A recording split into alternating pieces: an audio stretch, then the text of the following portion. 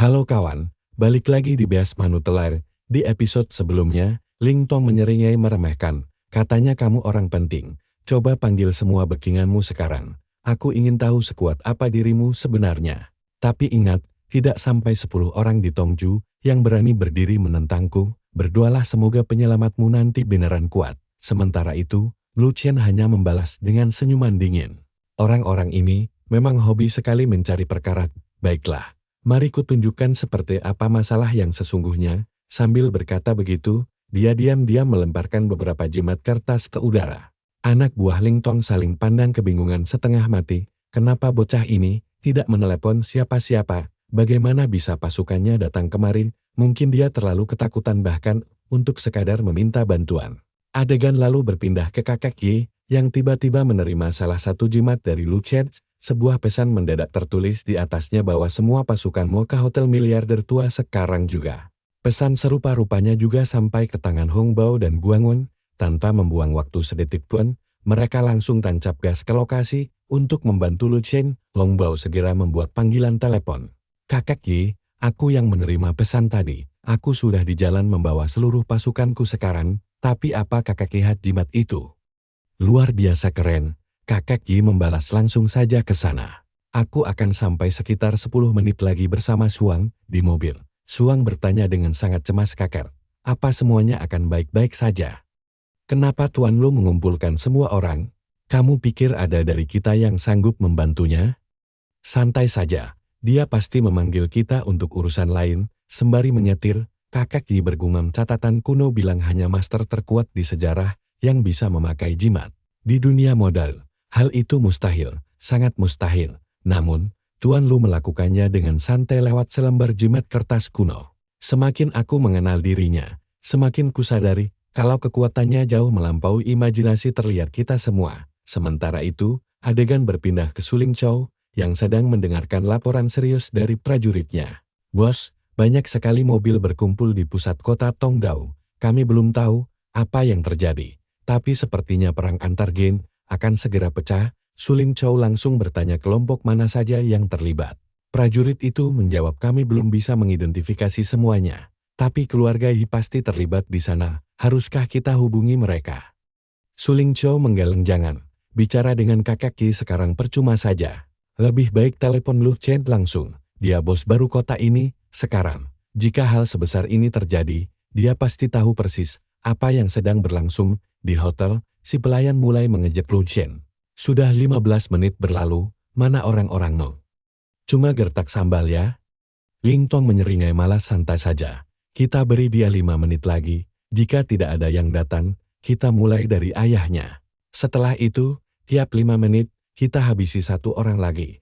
Mulai dari bapaknya, lalu istrinya. Lu Chen membatin santai untung mereka agak telat. Jadi aku tahu persis rencana busuk kelompok bajingan ini. Tepat saat itu, sebuah teriakan penuh amarah menggema di seluruh hotel. Siapa bajingan yang berani cari perkara dengan ayah angkatku? Ling Tong menoleh, dan seketika membatu melihat Hong Bao berdiri di sana. Wajahnya langsung pucat pasi Tuan Hong. Hong Bao menatapnya tajam. Dasar anjing kotor. Berani sekali kau mengusik ayah angkatku. Katakan, bagian tubuh mana yang harus kuhancurkan dulu? Tiba-tiba, Suling Chow menelepon Lu Chen. Tuan Lu, maaf mengganggu, tapi ada pergerakan massa yang sangat besar di kotamu. Apa kau tahu apa yang terjadi?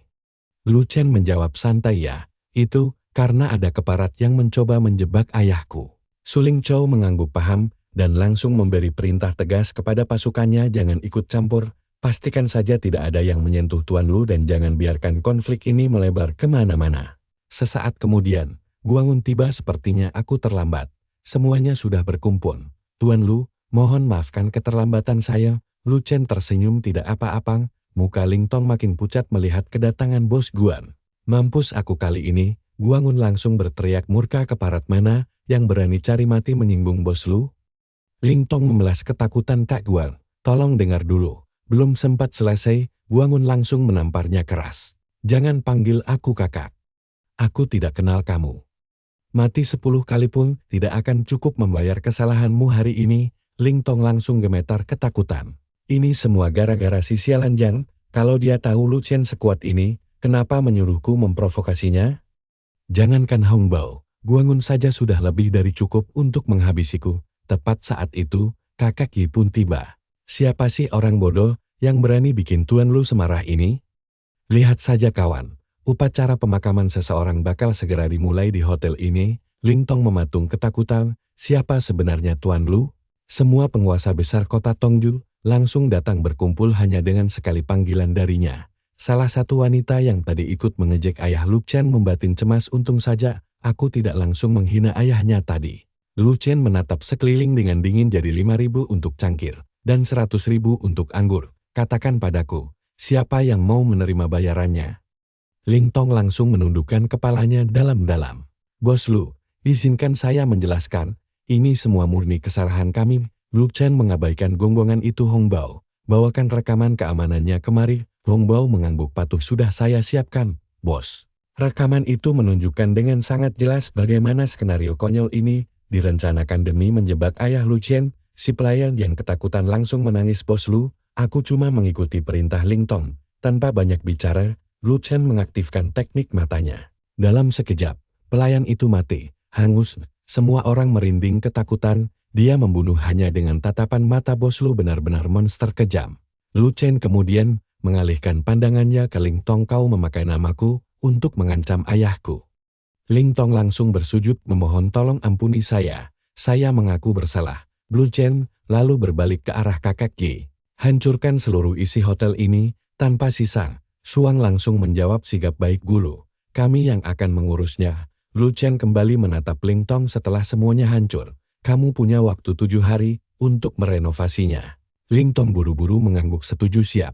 Saya akan memperbaikinya dalam 7 hari. Tatapan Lu Chen tetap dingin menusuk. 7 hari setelahnya, hotel ini akan kuhancurkan lagi. Untuk sesaat Ling Tong merasa lega, karena cuma perlu membayar ganti rugi tanpa hukuman mati. Tapi jangan senang dulu, karena Lu Chen mendadak tersenyum tipis. Hei botak, sisa hidupmu tepat tinggal 7 hari saja. Nikmati sisa waktumu yang sangat singkat itu. Sementara itu, si wanita yang sempat menerima uang sogokan membatin lega. Akhirnya arahnya aman. Aku bisa pergi. Untung dia tidak sadar kalau aku juga dibayar untuk mempermalukan ayahnya.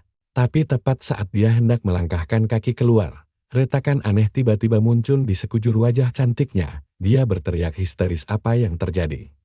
Kenapa wajahku tiba-tiba hancur begini? Begitu melangkah keluar dari hotel, Lu Chen langsung menerima pesan masuk dari film. Tuan Lu, Anda butuh data tentang Zhang kan? Semua informasi sudah saya kirimkan lengkap ke ponsel Anda.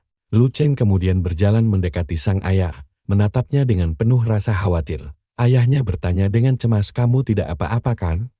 Mereka tidak menyakitimu kan? Ada yang terluka? Lu Chen langsung tersenyum menenangkan. Tenang saja Bapak, aku sama sekali tidak apa-apa kok. Lu Chen lalu membatin, di kehidupan lamaku, setelah ayah meninggal dunia, aku mendatangi kantor polisi untuk meminta penyelidikan mendalam atas kasus kematiannya. Pria yang membunuh ayahku ditangkap malam itu juga, tanpa perlawanan berarti. Tapi penyelidikan polisi mengungkap kalau bajingan itu hanyalah bidak bayaran yang disewa seseorang. Dia bahkan sama sekali tidak mengenal ayahku secara pribadi. Otak pembunuhan itu bermarga Chu dan tinggal di kota Haidong. Anehnya lagi, pria bermarga Chu itu juga tidak kenal ayahku. Status sosialnya begitu tinggi sampai polisi setempat tidak berani menyelidiki lebih jauh.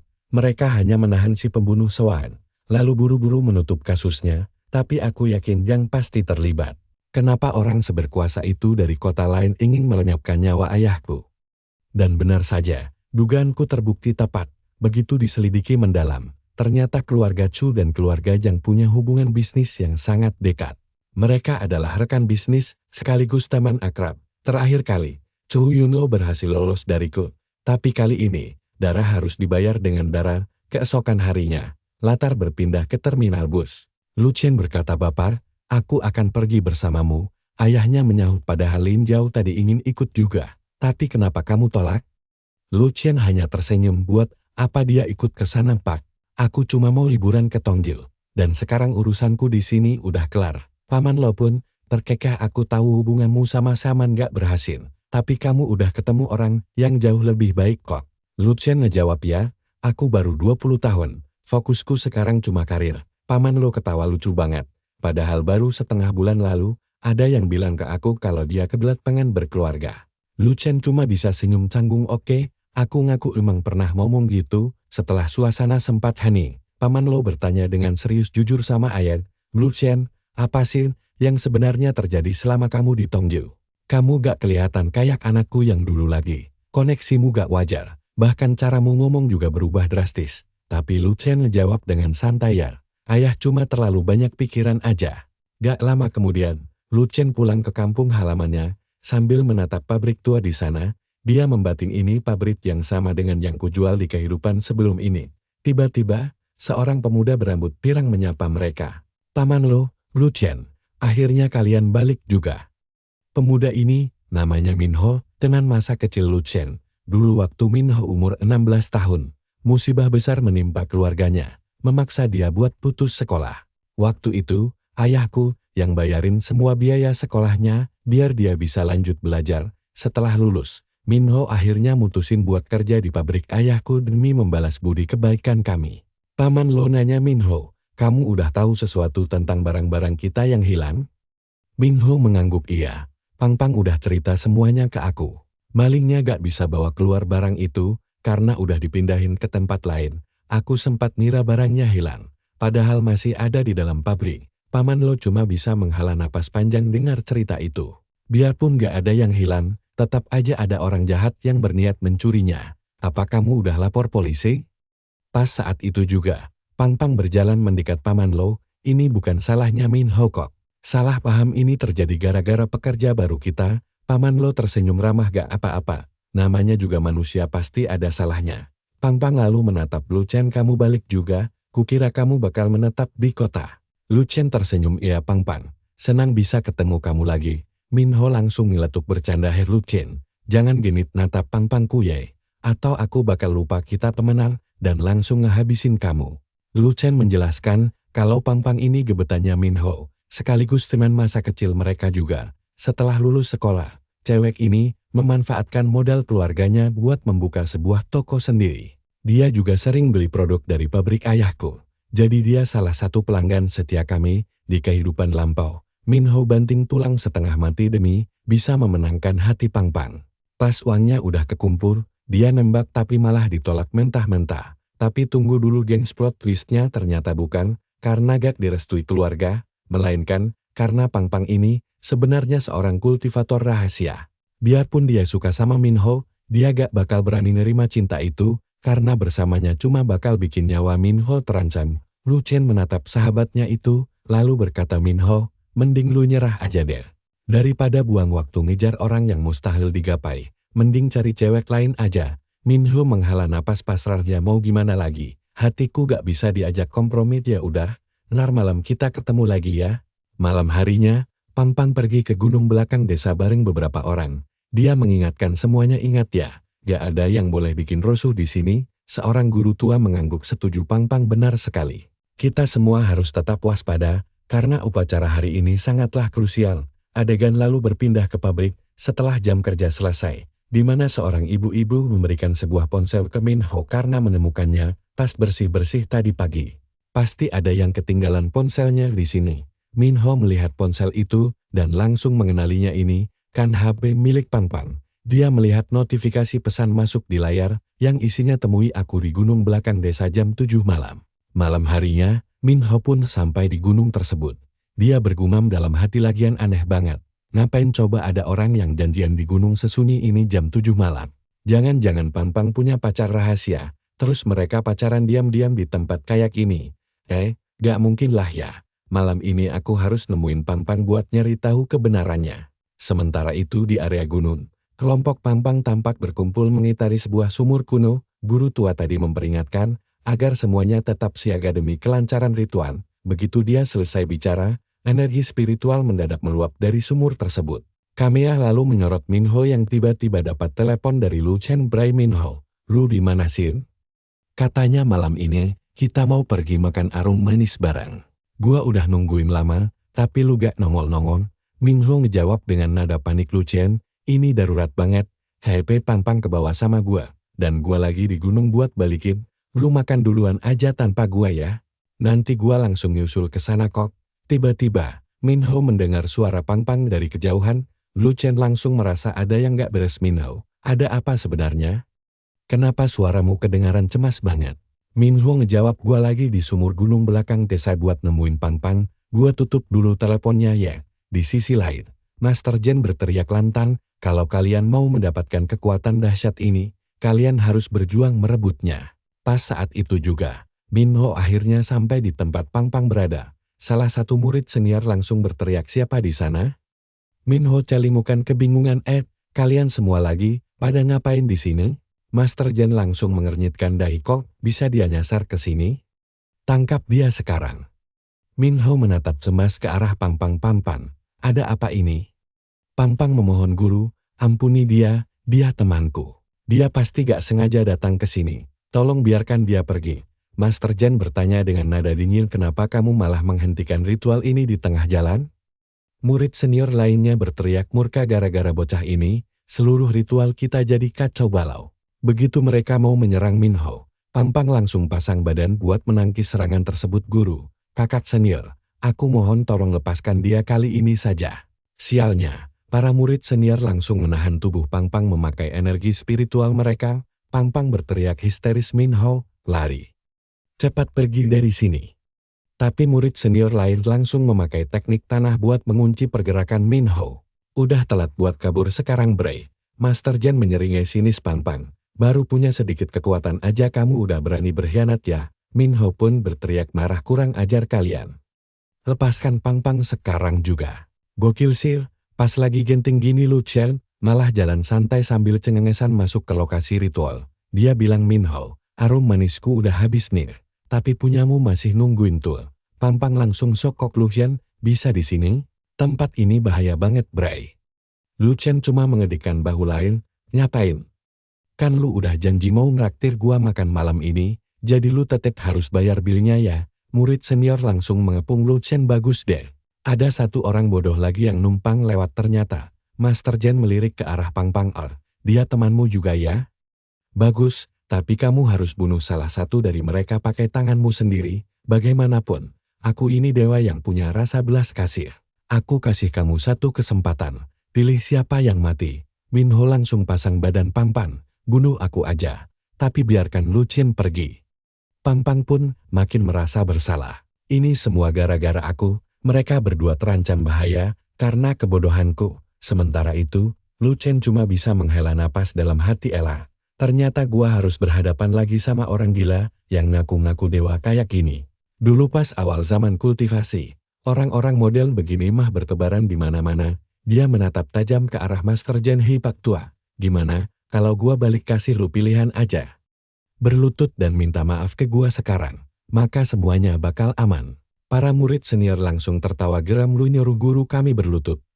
Lu tuh cuma manusia biasa, tapi belagu banget kayak dewa. Lu Chen tersenyum tipis, dewa? Gak kok, gua bukan dewa. Tapi ada satu hal yang bikin gua bangga. Bahkan dewa sungguhan yang gua temuin di kehidupan lampau pun gak bakal berani sok jadi dewa di depan gua. Master Jen yang murka langsung menyerang dengan kekuatan dahsyat sampai mencabut pohon di dekatnya. Pang Pang membatin cemas, tamat sudah. Master Jen benar-benar mengamuk. Dia pasti bakal menghabisi kita semua di sini. Namun Lu Chen dengan tenang menganalisis serangan tersebut. Kultivasinya biasa aja, tapi dia bisa sampai mencabut pohon utuh, mengingat energi spiritual bumi yang cukup langka saat ini. Bisa mencapai tingkat kekuatan begini, sebenarnya terbilang agak lumayan sih. Sayangnya umurmu bakal jauh lebih panjang, kalau aja lu gak cari masalah sama gua hari ini. Master Jen menyeringai, menarik sekali, melihat serangan dahsyat tadi, tapi lu masih bisa sesantai itu. Gua gak tahu lu ini kelewat berani, atau emang beneran bodoh setengah mati. Lu Chen tersenyum tipis, kita bakal tahu setelah pertarungan dimulai, tapi yang jelas murid-muridmu itu cuma sekumpulan orang bodoh. Salah satu murid senior langsung menyerang Lu Chen dengan tamparan keras, tapi Lu Chen malah menghancurkan tengkoraknya. Seketika, mata Master Jen terbelalak, di usia semuda ini. Dia sudah jadi Grand Master. Murid-murid yang tersisa langsung maju menyerang dengan penuh amarah. Karena ingin membalas dendam, Master Sang berteriak menyuruh mereka mundur, karena itu bunuh diri. Tapi semuanya sudah terlambat. Dalam sekejap mata, Lu Chen membantai mereka semua tanpa sisa. Melihat kekuatan mengerikan itu, Pang Pang langsung melongo tidak percaya, apa benar ini Lu Chen yang dia kenal? Ming Hui juga berdiri, mematung dia benar-benar bingung dengan situasi gila ini. Pang Pang membatin keempat murid senior itu, dilatih langsung oleh Master Sang, dan bisa mengalahkannya dengan mudah. Tapi di hadapan Lu Chen, mereka semua tewas mengenaskan hanya dalam satu gerakan santai saja. Lihat saja muka shock Master Zheng. Dia akhirnya sadar kalau Lu Chen adalah Grandmaster sejati tipe jenius legendaris yang kekuatannya benar-benar berada di luar nalar manusia biasa. Nah, kalau kita bertemu 20 tahun lagi, kamu mungkin bisa menang. Tapi sekarang, kekuatanmu belum cukup untuk membunuhku biar kutunjukkan kekuatan asliku. Lu Chen cuma terkekeh mendengar omong kosong itu. Gaya sok suci begini adalah hal yang paling suka kuhancurkan. Batin Lu Chen, Master Zheng langsung berteriak murka, karena pemuda itu malah menertawakannya alih-alih berlutut memohon ampun. Tadinya aku mau berbaik hati, tapi sekarang rasakan jurus terkuatku. Sembari berteriak, Master Zheng melepaskan teknik esnya hingga membuat sekeliling membeku seketika. Ning Hui mulai gemetaran ketakutan. Jariku bahkan tidak bisa digerakkan. Keluh Pang Pang dalam hati, teknik pembekuan ini terlalu mengerikan buat orang biasa seperti Ming Hui. Tapi Lu Chen malah tersenyum santai melihat serangan es itu. Sekarang, biar kutunjukkan kepadamu kekuatan es yang sebenarnya. Detik itu juga, seekor naga es raksasa muncul di langit. Lu Chen menatap dingin, dan menyuruh Master Zheng berlutut seketika. Ternyata dia sudah terbangun di usia semuda ini, hanya 1 banding 1.000.000 orang yang bisa melakukannya. Lu Chen pun mendarat di hadapannya, dan berkata bahwa mulai hari ini, nyawa pria itu adalah miliknya. Mulai sekarang kamu adalah budakku. Mendengar itu, Master Zheng justru merasa lega, karena dia berpikir akan mati, tapi ternyata malah diberi kesempatan kedua untuk hidup. Jadi budak pun tidak masalah, asalkan aku bisa mempelajari rahasia kekuatan luar biasamu, agar ikut terbangun juga. Lu Chen pun menyetujuinya, dan menyuruh Master Zheng untuk segera pulang ke tempat asalnya. Aku akan menghubungimu, jika butuh bantuan nanti. Beberapa saat kemudian, Ming Hui akhirnya siuman, tapi dia langsung merasa gugup dan ketakutan begitu melihat sosok Lu Chen di dekatnya. Kamu sudah bangun, tapi malah ketakutan setengah mati melihatku. Apa aku semengerikan itu? Sudahlah, ini sudah malam, kalian berdua pulanglah, dan ingat, rahasiakan semua kejadian gila malam ini rapat-rapat. Ming Hui mengangguk patuh, lalu segera berpamitan pergi. Lu Chen pun menghela napas panjang. Dulu mereka bertiga sangat akrab, bahkan kedua temannya inilah yang paling dia percayai di kehidupan sebelumnya maupun sekarang. Namun kini ada dinding tak kasat mata yang memisahkan mereka, sebuah dinding ketakutan. Lu Chen tidak pernah menginginkan hal ini terjadi, tapi dia memang tidak punya pilihan lain. Demi mencapai puncak kekuatannya di kehidupan ini, jalan latihan keras yang harus dia tempuh masih sangat panjang. Sementara itu, di kediaman keluarga Chu kota Haidong, Chu Yunhao tampak sedang menginterogasi tamunya. Jiang San mengangguk lesu bajingan bernama Lu Chen itu, menyandera Ling Tong dan menghancurkan hotelnya. Dia sama sekali tidak menduga kalau pemuda itu disokong penuh oleh keluarga Yi yang sangat berpengaruh dari Tongju. Jiang San takut dirinya jadi target berikutnya. Jadi dia memohon bantuan kepada Chu Yunhao. Kebetulan, guru bela diri keluarga Chu juga sempat menyebut nama Lu Chen yang telah melukai ketua Hong. Sepertinya kita memang sedang membicarakan orang yang sama, tapi tidak usah panik. Meski keluarga Chu berpusat di Haidong, pengaruh kami di Tongju sangat besar. Siapa yang berani cari masalah dengan temanku? Jiang San menjawab dengan canggung, kalau orang itu sudah telanjur melakukannya. Yunhao tertawa, lalu meminta semua berkas tentang Lu Chen, agar bisa dilaporkan pada gurunya, demi memberi bocah itu pelajaran berharga. Jiang San sangat kegirangan guru keluarga Yunhao, adalah sang ahli bela diri legendaris, Zhu Hao. Bahkan, jika seluruh master bela diri di Tongju bersatu, mereka tidak akan sanggup menandingi kekuatannya. Kematianmu cuma masalah waktu saja, Lu Chen.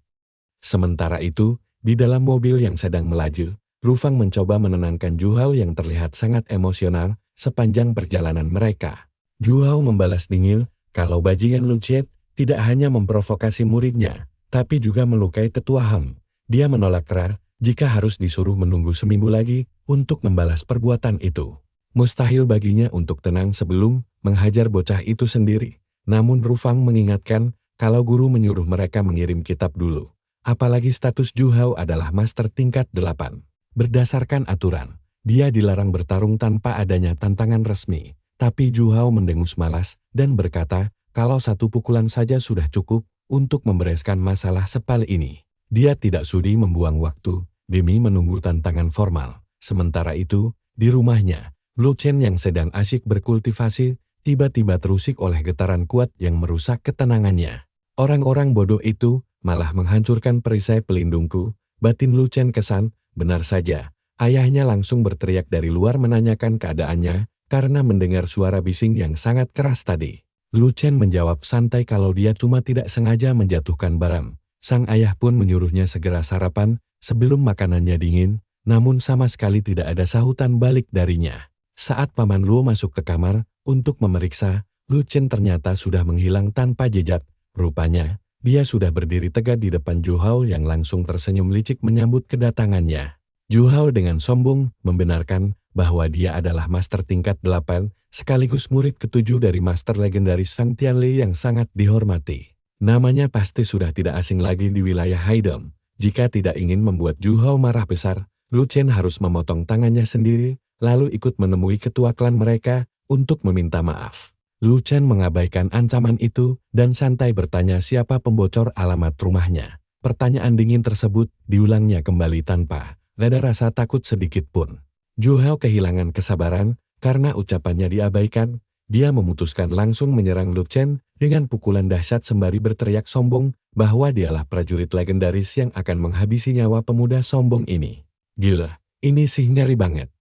Rufang langsung gemetaran melihat petarung terkuat Haidong tingkat Grandmaster itu tewas mengenaskan cuma dalam satu tamparan santai. Dia sadar kalau monster di depannya ini bukan tandingannya. Bagaimana mungkin Grandmaster sekuat dia bisa tewas semudah itu oleh seorang bocah?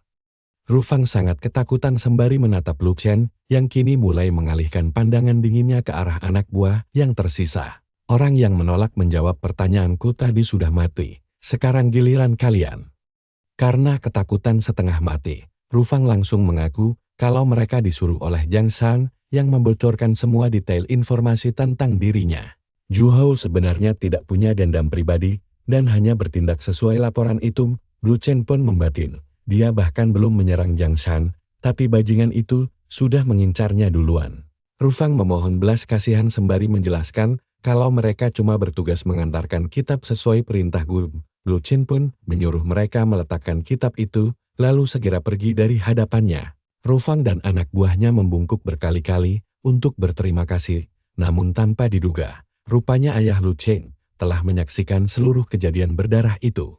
Ayah Lu Chen menggeleng tak percaya mendengar penjelasan bahwa semua ini adalah sihir. Apalagi menurut cerita putranya, dia pergi ke tempat rahasia yang aliran waktunya berjalan sangat lambat. Lu Chen berlatih keras di sana selama 5 tahun penuh. Padahal di dunia nyata waktu baru berjalan selama 15 hari saja. Berbekal kekuatan baru dan koneksi orang-orang kuat, dia bahkan berhasil mengamankan proyek miliaran dolar. Lu Chen cuma tersenyum canggung, karena sadar ceritanya memang terdengar sangat tidak masuk akal. Ayahnya menghela napas panjang, dia tahu putranya menyembunyikan sesuatu. Dengan ragu, Lu Chen bertanya apakah sang ayah kini merasa takut padanya setelah melihat semua perubahan mengerikan dalam dirinya ini. Ayahnya menggelengkan kepala. Bagi orang biasa, menerima perubahan sebesar ini jelas nggak gampang, tapi kamu anakku, masa ayah harus takut sama anak sendiri? Mau seberubah apapun kamu tetap anak ayah. Dan ayah bakal selalu menerima kamu. Lagian, kamu nggak berbuat jahat. Kamu cuma memanfaatkan kesempatan buat jadi lebih kuat. Nggak ada yang salah dengan itu. Ingat satu hal saja, jangan pamar. Jangan pernah salah gunakan kekuatanmu juga. Lihat tuh, kamu sudah merusak salah satu pohon tetangga. Kalau terus begini, warga sekitar bakal mulai protes. Lu Chen tersenyum tipis. Sudah kuduga mau apapun yang terjadi. Cuma ada satu orang di dunia ini yang bakal selalu menerimaku tanpa banyak tanya. Adegan lalu beralih ke Jiang, yang bertanya, apakah urusannya sudah beres? Yun Hao menjawab dengan percaya diri bahwa dia sudah menyuruh Master Jua membereskan Lu Chen. Sekarang si Lu Chen pasti sudah hancur.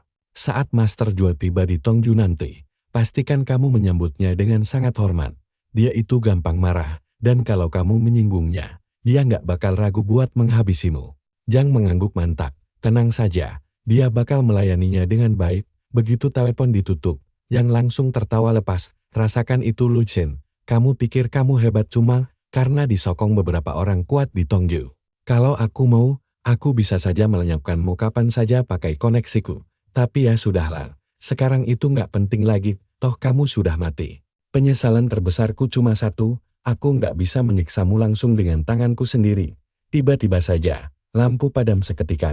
Jan yang kebingungan langsung bergumam, loh, kenapa mati lampu? Saat itulah, Lu Chen muncul dari kegelapan. Sepertinya kamu kecewa banget ya nggak bisa membunuhku sendiri. Nah, tonton ini teman-teman, Lu Chen malah kasih dia kesempatan gratis. Jang langsung shock setengah mati. Lu Chen, bagaimana bisa kamu di sini? Mundur, jangan mendekat, atau kamu bakal menyesal. Sambil gemetaran dia membatin, bagaimana bisa orang ini masuk? Lu Chen menatapnya dingin. Kamu tahu sesuatu? Di kedua kehidupanku, kamulah musuh terbesarku. Aku sebenarnya sudah lama menyiapkan skenario kematian yang sangat spesial khusus buatmu. Tapi kamu malah nggak sabar dan memilih buat mempercepat ajalmu sendiri. Tadinya aku belum berniat menghabisimu, tapi kamu malah berani mengincar ayahku. Sambil murka, Jang berteriak, aku bakal habisi kamu sekarang, aku nggak takut. Tapi sebelum sempat bergerak, Lu Chen sudah mencengkeram pergelangan tangannya. Seketika wajah Jan langsung pucat pasi. Kupikir ini cuma mimpi buruk, tapi nyata. Sambil memohon ketakutan, Jang berteriak, tolong lepaskan aku. Lu Chen langsung menjawabnya dengan satu hantaman keras tepat di wajahnya. Sambil memegangi wajahnya yang berdarah, Jang berteriak berani-beraninya, kamu memukulku. Dalam hatinya dia panik. Dia hanya perlu bertahan sampai ayahnya datang untuk menghabisi bajingan ini. Mencoba menggertak Lu Chen, Jang berteriak lantang, apa kamu tahu siapa temanku? Dia adalah tuan muda dari keluarga Chu. Tidak ada satupun orang di kota Haidun yang berani menantang mereka. Kalau temanku turun tangan, riwayatmu bakal tamat. Bahkan keluarga Yi pun gak bakal bisa melindungimu. Pergi sekarang atau menyesal. Lu Chen cuma tertawa geli, ancaman yang sangat konyol. Biar kutanya satu hal, kamu terus bilang kalau orang-orang berkuasa di Tongju mendukungku, tapi apa kamu pikir mereka bakal mendukung sembarang orang? Jang langsung mengernyit bingung mendengar itu. Lu Chen menjawab, kamu bodoh sekali. Kamu pikir mereka melindungiku. Padahal yang terjadi justru sebaliknya. Akulah yang melindungi mereka. Jang langsung mencibir dan menyuruhnya berhenti membual. Umurmu saja lebih muda dariku. Dan semua master hebat yang pernah kulihat itu, usianya jauh lebih tua. Lagian, bos-bos besar Tongju mana mungkin butuh perlindungan darimu. Kamu itu biasa saja, jangan sok hebat. Tatapan Lu Chen berubah sedingin es. Kesalahan terbesarmu adalah merasa tidak ada yang bisa melebihi dirimu. Sini, biar ku perlihatkan berapa banyak orang hebat yang sudah kukubur. Detik berikutnya, Lu Chen menyeret Yang masuk ke neraka, ketakutan. Yang berteriak menanyakan tempat apa ini. Lu Chen menjawab, tenang, mulai sekarang. Kamu akan melawan kaisar dari setiap alam. Kita lihat seberapa lama kamu bisa bertahan, dan jangan salah paham. Penderitaanmu baru saja dimulai. Tonton nih. Ratusan tangan tengkorak mendadak muncul dari kegelapan dan mencengkeram erat tubuh Jang yang menjerit ketakutan. Tolong jangan bunuh aku tahu aku salah, tapi aku nggak mau mati.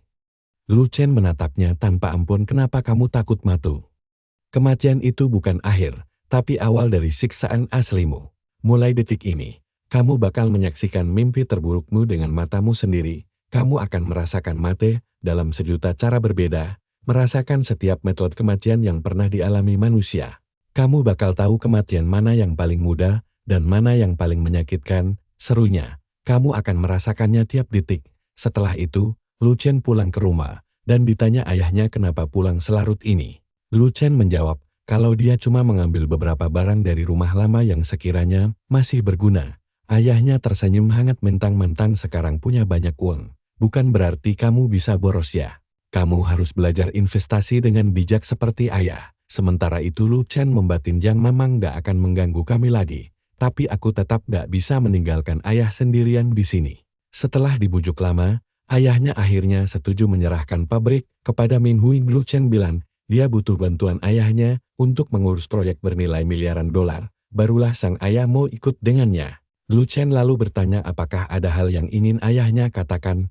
Pak Lu menjawab, kamu selalu bertanya tentang ibumu. Apa kamu benar-benar ingin mengetahui kebenarannya sekarang? Lu Chen mengiyakan tawaran ayahnya. Dalam hati, dia teringat Kalau seumur hidupnya, dia belum pernah bertemu ibu kandung sendiri. Tiap kali dia mencoba bertanya pada ayahnya, sang ayah pasti langsung mengalihkan pembicaraan dengan various alasan. Ini pertama kalinya, dia berinisiatif membahas ibu. Pak Luo menarik napas dalam-dalam. Jujur saja, tadinya ayah sudah putus asa, tapi setelah melihat kemampuanmu sekarang, ayah merasa ada harapan baru lagi. Kebenaran ini sangat menyakitkan, tapi cepat atau lambat kamu harus menghadapinya. Lu Chen pun mendesak ayahnya agar langsung bercerita saja. Sang ayah mengangguk, tapi meminta satu janji dahulu. Kamu tidak boleh mencari ibumu sampai ayah memberimu izin. Dia pun mulai bercerita kalau semua ini berawal 20 tahun lalu saat dia bekerja keras membangun karirnya. Saat dipindahkan ke kota Haidong, dari semua orang yang dipindahkan, kinerjakulah yang terbaik hingga diangkat menjadi pemimpin tim. Bahkan ketua direksi perusahaan pun sangat mengagumi hasil kerja keras saya. Dalam 2 tahun saja, ayah naik jabatan berkali-kali sampai jadi direktur termuda di perusahaan. Di saat itulah ayah bertemu ibumu, hingga kami akhirnya saling jatuh cinta dan mulai pacaran. Semua hal dalam hidup kami berjalan dengan sangat sempurna saat itu, tapi ibumu selalu bersikeras agar hubungan kami dirahasiakan rapat-rapat dari publik. Ayah pikir dia punya alasan sendiri. Jadi ayah tidak pernah bertanya. Setelah berpacaran selama 6 bulan, orang-orang akhirnya mulai memergoki kami berdua hingga hubungan kami terbongkar. Saat hal itu terjadi, ibumu langsung kelihatan sangat panik dan cemas. Dia bilang kami harus segera membawa hubungan ini ke jenjang pernikahan. Ayah pun langsung menyiapkan dokumen pernikahan kami. Tapi kejadian setelahnya benar-benar di luar dugaan. Awalnya ayah kira ibumu hanyalah gadis biasa. Namun kenyataannya sungguh jauh berbeda. Ibumu ternyata bagian dari keluarga Shen, klan raksasa yang sangat berpengaruh dan terkuat di seantero dunia saat ini. Sangat sedikit orang yang berani menentang mereka. Ayah tak pernah menyangka dia berasal dari klan sekuat itu, hingga ayah akhirnya paham kenapa dia menyembunyikan hubungan kami. Bagi keluarga sebesar Shen, pernikahan itu tak lebih dari aliansi politik belaka. Tiap pernikahan hanya dipakai untuk memperkuat pengaruh serta memperluas jaringan bisnis mereka saja. Bagi mereka, membiarkan putri mereka menikah dengan direktur biasa seperti ayah adalah hal yang mustahil diterima. Mereka sejak awal menegaskan tidak akan membiarkan orang tanpa status sosial atau latar belakang kuat masuk ke keluarga mereka. Sebagai orang luar tanpa sokongan, ayah harus membayar mahal. Keluarga ibumu langsung membawanya pergi. Padahal saat itu semua orang yakin ayah bakal jadi bintang sukses di Haidong. Padahal karir ayah sedang melesat cepat. Tapi keluarga Shen menghancurkan masa depan ayah hanya dalam semalam. Mereka menyebarkan fitnah keji sampai tidak ada satupun orang yang mau bekerja sama dengan ayah lagi. Bencana datang bertubi-tubi. Aku bahkan mengalami beberapa kecelakaan parah. 3 di antaranya hampir saja merenggut nyawaku. Bulan-bulan itu benar-benar menjadi masa paling kelam dalam hidupku. Aku sudah benar-benar siap untuk menyerah sampai akhirnya ibumu kembali. Dia nekat melarikan diri dari keluarganya dan langsung menemuiku. Saat itu dia sudah mengandung dirimu. Dia bilang, jika tidak kabur, keluarganya pasti akan menghabisi dia dan bayi di kandungannya. Tanpa pikir panjang aku membawanya ke Kabupaten Yongji tempat rumah kecilku berada. Kami bersembunyi di sana, melangsungkan pernikahan sederhana, dan hidup tenang. Keluarga Shen sama sekali tidak menduga kami akan bersembunyi di desa biasa seperti itu. Selama 8 bulan yang damai, semuanya terasa begitu sempurna. Lalu kamu pun lahir. Ibumu sangat yakin bahwa kehadiranmu di dunia ini akan mengubah segalanya. Ibumu akhirnya memutuskan berhenti bersembunyi dan kembali ke keluarganya demi meyakinkan mereka untuk menerima kami. Tapi kenyataan jauh lebih kejam dari dugaan. Keluarga Shen menolak kami mentah-mentah dan menyebut kami sebagai aib keluarga besar mereka. Bahkan kepala keluarga mereka turun tangan langsung dan menegaskan bahwa kami tidak akan pernah bisa bersama. Jika menolak berpisah, mereka mengancam akan menghabisi kita berdua. Demi menyelamatkan nyawa kita, ibumu terpaksa memutuskan semua hubungan dengan kami. Dia bersikap seolah kami tidak pernah ada. Seringkali aku ingin pergi mencarinya, tapi kurungkan demi keselamatanmu. Aku tahu jika aku mendekati keluarganya lagi, kamu akan langsung menjadi target utama mereka. Seiring kamu bertumbuh dewasa, kekhawatiran ayah pun semakin bertambah.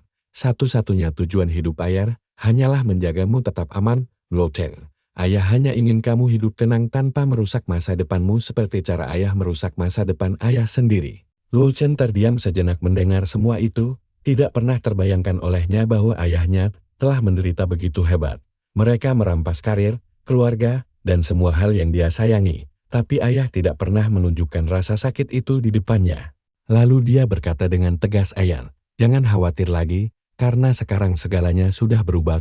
Keluarga Shen tidak bisa bertindak semena-mena selamanya. Aku pasti akan membawa ibu kembali seberapapun kuatnya posisi mereka saat ini. Biarkan saja mereka mencoba menghentikanku." Tapi Tuan Luo menggelengkan kepalanya. "Ayah percaya padamu, Luo Chen. Tapi kamu harus paham seberapa kuatnya keluarga Shen yang sebenarnya. Orang-orang di belakang mereka sama kuatnya dengan sosok hebat yang menyokong dirimu sekarang. Menantang mereka jelas tidak akan mudah. Jadi sebelum waktunya tiba, kita jangan melawan dulu." Luo Chen mengangguk terpaksa. "Baiklah, kalau begitu aku tidak akan menanyakan hal lain lagi pada ayah. Cukup tunjukkan foto ibu saja padaku." Tapi Tuan Luo hanya tersenyum penuh arti. "Apa kamu pikir ayah sebodoh itu? Ayah tidak akan memberitahumu namanya, ataupun memperlihatkan fotonya padamu. Begitu kamu tahu siapa dia, kamu pasti langsung pergi mencarinya, dan ayah tidak akan membiarkanmu mempertaruhkan nyawamu." Luo Chen terkekeh. "Baiklah, ayah, kalau begitu aku ingin bertanya hal lain. Apa kota terbesar di dekat Tongju?" Tuan Luo menjawab, "Kota Haidong." Adegan beralih pada Rufeng yang sedang melapor ketua klan. "Kami sudah mengantarkan buku-buku itu kepada Luo Chen dan dia berjanji akan menemui Anda." Ketua klan bertanya, "Apakah ada kejadian lain?" Rufeng menggelengkan kepalanya kuat-kuat. "Tidak ada hal lain." Ketua klan mengangguk pelan. "Bagus, kamu boleh pergi sekarang." Setelah Rufeng pergi, ketua klan tersenyum dingin. "Master tingkat 8 kita telah tewas. Ini kesempatan sempurna untuk menunjukkan kepada semua orang betapa mengerikannya kekuatan kita. Sebarkan berita ini ke seluruh Haidong, agar setelah semua orang tahu kekuatan kita, mereka akan tunduk di hadapan kita." Adegan berpindah ke Hungao yang melapor, "Ayah angkat, tugas yang Anda berikan sudah selesai." Di dekat sana, beberapa orang berbisik, "Bukankah ini hotel miliuner lama yang sekarang sudah hancur total?" Mendengar bisikan itu, Hungao langsung melemparkan tatapan dingin yang seketika membuat semua orang bungkam ketakutan. Hai kemudian berbalik menghadap Luo Chen, "Ayah angkat, kami sudah merobohkan hotel miliuner tua itu sampai 2 kali. Si botak sekarang sudah diikat dan sedang menunggu. Berikan saja perintahmu dan kami akan melakukan segalanya." Tepat saat itu, Yila bertanya pada Hungao, "Apa sebenarnya instruksi dari Luo Chen?" Hungao membungkuk lalu menjelaskan semuanya dengan berbisik. Setelah mendengar hal itu, Yila membalas, "Bakar dia pelan-pelan saja. Pastikan dia menderita, dan bersihkan setiap jejak bukti setelahnya." Dia kemudian menatap ke arah yang lain. "Baiklah semuanya, ikuti aku, karena tujuan kita berikutnya adalah Haidong." Adegan pun langsung berpindah ke bandara Haidong. Luo Chen baru saja tiba, ketika ponselnya mendadak berdering. Ternyata itu panggilan dari Failong. "Tuan Luo Chen, apakah Anda sedang berada di Haidong sekarang? Maafkan saya, karena tidak sengaja melihat detail penerbangan Anda. Jika memerlukan sesuatu selama di sini, entah makanan, kendaraan, atau tempat tinggal, beritahu saja saya." Luo Chen menjawab, "Tidak perlu repot-repot. Saat ada waktu senggang nanti aku sendiri yang akan menemui orang-orang dari Bloodfiend." Nah, disinilah semua rencana gilanya dimulai. Ada banyak sekali alasannya untuk datang ke Haidong. Pertama, ada Master tingkat 8 yang mengincarnya. Kedua, ada Chu Yunhao dan kelompok Bloodfiend yang harus diajak bekerja sama. Sembari mengurus semua kekacauan itu, aku juga harus menyelidiki keluarga Shen secara mendalam. Aku ingin melihat seberapa kuatnya mereka dan apakah organisasi-organisasi ini memiliki informasi rahasia mengenai keluarga misterius tersebut. Failong kemudian menambahkan, "Beberapa kejahatan ini tidak mungkin dilakukan manusia biasa. Kami sangat yakin ada keterlibatan dari orang-orang berkemampuan supernatural di balik semua insiden mengerikan ini.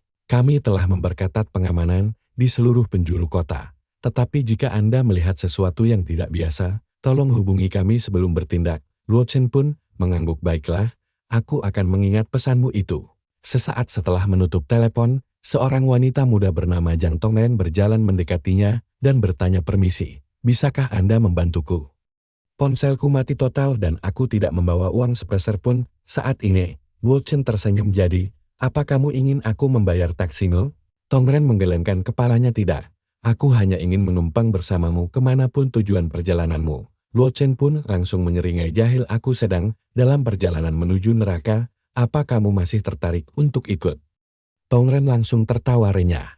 Wah, kamu ternyata cukup lucu juga ya. Batinnya dalam hati yang diam-diam mengagumi ketampanan pemuda itu. Selama perjalanan berkendara, Tongren bertanya, apakah ini pertama kalinya kamu ke Haidong? Ada urusan apa kemari? Luo Chen menjawab, ya, ini kunjungan pertamaku, karena ada beberapa bisnis penting yang harus diselesaikan segera. Tongren mendadak terlihat khawatir, apa kamu datang ke sini untuk bekerja? Memangnya kamu belum mendengar rumor buruk di Haidong? Bahkan warga lokal saja takut untuk pergi bekerja karena situasi yang sangat mencekam. Luo Chen tersenyum begitu tenang, apakah aku terlihat seperti penakut yang mudah diteror? Lagi pula sekarang aku sedang pergi bersama orang asing yang baru kutemui. Tongren cemberut, kenapa kamu malah membalikkan kata-kata itu padaku? Aku memperingatkanmu, karena kamu terlihat orang baik, jadi tidak perlu mencurigai niatku. Aku bukan orang jahat kok. Luo Chen membatin bahwa gadis ini ternyata memiliki kemiripan dengannya dan punya potensi luar biasa yang sayangnya belum terbangun sama sekali. Tongren pun melanjutkan ceritanya kembali. Asal kamu tahu ya, aku tidak perlu melakukan tindakan mencurigakan apapun karena aku keponakan ratu bisnis legendaris. Bibiku yang bernama Xin Yuan adalah presiden dari Asosiasi Dagang Haidong. Luo Chen seketika langsung menyela, jadi kamu adalah bagian dari keluarga Shen. Tongren mengangguk secara teknis, ya, tapi aku tidak punya hubungan dekat dan bahkan belum pernah menemui sebagian besar anggota keluarga mereka. Satu-satunya orang yang kukagumi hanyalah Bibi Xin Yuan, karena dia sukses berkat kerja kerasnya sendiri, bukan nama besar keluarga Shen. Itulah alasan utamaku mengapa sangat menghormati dirinya. Aku menolak memanfaatkan nama besar keluargaku dan memilih merintis karirku dari nol, agar bisa sesukses Bibi Xin Yuan. Luo Chen membatin dalam diam, jadi wilayah kekuasaan utama keluarga Shek memang berada di kota Haidong ini, kebetulan yang luar biasa sekali. Gila, orang pertama yang dia temui di kota ini ternyata langsung terhubung dengan musuh bebuyutannya. Beberapa saat kemudian, Luo Chen menghentikan mobilnya dan Tongren tersenyum, terima kasih banyak atas tumpangannya ya. Kita sudah asik mengobrol sepanjang jalan, tapi kamu belum menyebutkan namamu. Luo Chen menjawab, namaku Luo Chen. Tongren langsung menyodorkan kartu namanya, adik Luo Chen, ini kartuku. Kamu bisa memanggilku kakak Tongren mulai sekarang. Aku bekerja di bar Night Fair dekat sini. Jadi jika kamu belum punya tempat tinggal, mampir saja ke sana. Aku punya 2 kamar dan salah satunya kosong untukmu. Gunakan saja sesukamu. Baiklah, aku pergi dulu ya. Jika kamu memutuskan untuk datang, aku akan menunggumu di sana. Saat gadis itu melangkah pergi, Luo Chen mendadak melihat wanita bertopeng misterius. Tepat ketika Tongren memasuki jalan di samping bar, Luo Chen merasakan aura sangat kuat mengikutinya. Adegan beralih ke bar Night Fair, di mana Tongren tersenyum menyambutnya, adik manis. Kamu benar-benar datang, bahkan jauh lebih cepat dari dugaanku. Apa kamu mau minum sesuatu malam ini? Luo Chen menjawab, tentu, buatkan saja apapun yang menjadi rekomendasi terbaikmu di sini. Tongren menyeringai lebar, kalau begitu aku akan meracik minuman andalanku. Luo Chen membatin, sebelumnya, aku merasakan aura aneh mengikutinya. Sesuatu yang biasanya mustahil kamu temukan di kota biasa seperti ini. Namun begitu aku tiba, hawa keberadaan itu mendadak lenyap tanpa bekas. Dibandingkan kehidupan masa laluku, dunia ini jelas sudah banyak berubah. Kekuatan suci bangkit sangat lambat.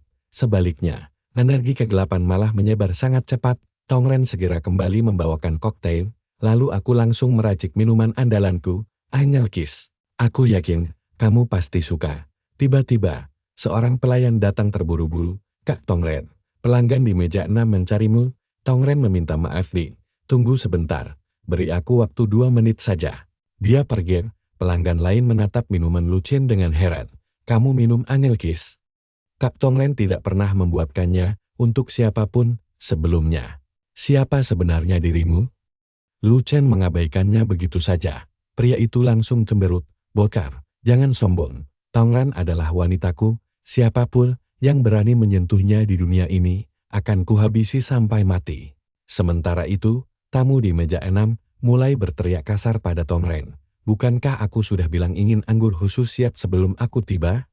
Aku bahkan sudah bayar lunas, kenapa belum ada? Tongren menunduk takut, Tuan Muda Chu. Maafkan saya. Aku harus keluar kota dan tidak sempat cek stop. Lu Chen langsung menyipitkan matanya menatap pria pembentak tongren itu. Dialah Chu Yunhao. Dunia ini sempit sekali. Semua orang yang kucari di Haideng mendadak bermunculan satu persatu. Tongren berusaha menenangkan suasana Tuan Muda Chu. Bagaimana jika saya siapkan anggur kualitas premium lain saja? Tanpa peringatan, Chu Yunhao langsung menampar wajahnya dengan sangat keras. Dia mencibir Presiden Tong. Apa aku kelihatan miskin di matamu? Aku hanya minum apa yang kupesan. Tongren menunduk pasrah. Maafkan saya. Lu Chen melirik pria di sebelahnya, lalu berbisik sinis. Bukankah tadi kamu bilang dia wanitamu? Seseorang menamparnya tepat di depan matamu. Jadi cepat sana lakukan sesuatu. Kamu terus membual dari tadi, jadi kenapa tidak memberinya pelajaran sekarang? Pria itu langsung menelan ludah dengan gugup. Apa kamu tahu siapa dia? Itu Tuan Muda Chu, pewaris keluarga paling kaya di Haidong.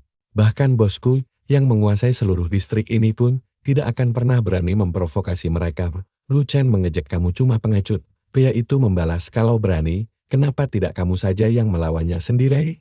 Nah, perhatikan ini. Lu Chen tanpa basa-basi langsung menghantamkan gelasnya ke kepala Chu Yunhao sampai hancur berkeping-keping dan membuat wajah sombongnya langsung bersimbah darah segar. Chu Yunhao langsung meraung, siapa yang berani melakukan itu? Orang-orang di sekitar berpikir bocah ini cuma cari mati dengan sok jadi pahlawan. Chu Yunhao berteriak murka, siapa yang melempar gelas? Maju sekarang juga. Tongren menatap Lu Chen dengan sangat terkejut. Adik Chen, apa kamu yang melakukannya? Chu Yunhao menyeka darah di wajahnya, lalu mencibir, setidaknya kamu punya nyali untuk mengakui perbuatanmu. Aku sangat menghargai itu. Sejujurnya, kamu adalah orang pertama yang pernah berani menyentuhku. Nyalimu besar juga. Sekarang, cepatlah berlutut di hadapanku dan memohon ampun jika ingin selamat. Jika berlutut, aku hanya mengambil satu kaki dan lenganmu. Jika menolak, tubuhmu akan kupotong-potong. Tongren langsung memohon, dengarkan saja kata Tuan Muda Chu. Kamu benar-benar tidak tahu seberapa kejamnya dia. Lu Chen menatap dingin Chu Yunhao. Bahkan jika kamu berlutut memohon ampun, aku tidak akan melepaskanmu. Seketika, para pengawal Chu Yunhao langsung maju menerjang Lu Chen. Chu Yunhao menyeringai licik, beritahu Rufong. Katakan padanya ada bajingan yang menyuruhku berlutut. Aku habisi bocah ini dulu. Dan setelah itu, barulah Rufong bisa menyingkirkan mayatnya. Namun sebelum ada yang sempat bergerak, seorang pengawal langsung terpental jauh menabrak dinding. Dalam hitungan detik, Lu Chen menghabisi semuanya tanpa ampun. Dia menatap dingin Chu Yunhao. Jadi, mau berlutut sendiri, atau perlu kubantu merobohkanmu? Chu Yunhao menyeringai, kita lihat, apa kamu bisa melawanku? Dia melayangkan pukulan, tapi Lu Chen dengan mudah menghindarinya, lalu membalas dengan satu hantaman yang langsung mematahkan lengan Chu Yunhao. Chu Yunhao berteriak histeris, apa yang kamu lakukan? Semua orang langsung tercengang. Gila sekali, bocah ini benar-benar barbar, menghajar Tuan Muda Chu seperti anjing, lalu mendaratkan tendangan keras di kepalanya hingga dia berlutut paksa di lantai. Beberapa wanita berteriak histeris, kenapa tidak ada yang menolong Tuan Muda Chu? Yang lain menjawab pasrah, apa yang bisa kita lakukan? Jika Tuan Muda Chu saja kalah telak, apalagi kita? Lu Chen berkata tenang. Aku sudah membuatmu berlutut 8 kali, ini yang ke-9. Dia kembali menghantamkan wajah Chu Yunhao ke lantai. Tongren bergegas menahannya. Hentikan, kamu sudah menghajarnya terlalu banyak. Jika dia mati, keluarga Chu pasti akan menghabisi kita semua. Orang-orang di sekitar mulai panik setengah mati. Kita harus segera memanggil Rufong, sebelum kita semua ikut tamat di sini. Rufong akhirnya tiba. Dia sangat ditakuti di wilayah ini. Seorang bertender langsung berlari panik cepat. Tuan Muda Chu hampir mati dibantai. Saat Rufong melangkah masuk, Lu Chen sudah hantamkan kepala Chu Yunhao ke lantai 9 kali. Lu Chen melangkah mundur, baiklah, aku sudah selesai, sekarang kamu boleh pergi. Chu Yunhao menatapnya penuh dendam. Aku akan membantai seluruh keluargamu sampai habis, dasar bajingan keparat. Tepat saat itu, Rufong berteriak, masuk, jangan ada yang bergerak. Aku ingin melihat siapa yang berani menyentuh Tuan Muda Chu. Wajah Tongren seketika memucat. Habislah kita. Chu Yunhao berteriak lega, Rufong, selamatkan aku. Namun begitu Rufong melihat Lu Chen, wajahnya langsung memucat ketakutan seperti melihat hantu. Dia langsung teringat bagaimana Lu Chen membantai semua anak buahnya dulu. Rufong buru-buru membungkuk sangat rendah, Tuan Besar Lu Chen, kenapa Anda di sini? Chu Yunhao langsung dibuat bingung. Rufong, apa yang kamu lakukan? Cepat bunuh bajingan ini sekarang. Dia sudah memukulku tanpa alasan. Lu Chen melirik Rufong dengan santai. Rufong, apa kamu berniat menghentikanku hari ini? Rufong menggelengkan kepalanya dengan sangat panik. Tentu saja tidak. Aku mana berani. Chu Yunhao berteriak marah. Rufong, apa kamu gila? Jika terjadi sesuatu padaku, keluargaku tidak akan mengampunimu, terutama Mahaguru Juha.